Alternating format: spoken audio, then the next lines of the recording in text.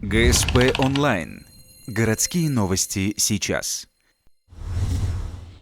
Суббота, 17:20. На пульт дежурного пожарной охраны поступил вызов. В поселке Дальний на остановке поворот в аэропорт загорелся пассажирский пазик. На место происшествия выехали пожарные и сотрудники МЧС.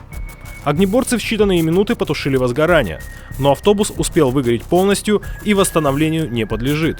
По предварительной версии, владелец автобуса – один из перевозчиков, выполняющий рейсы по маршруту Ухта-Сосногорск. К счастью, во время происшествия пазик шел порожняком. В салоне находилось 5 человек. Они успели покинуть автобус, и никто не пострадал. Причины возгорания на данный момент точно не установлены. Однако в качестве основной версии рассматривается техническая неисправность автотранспорта, приведшая к замыканию проводки.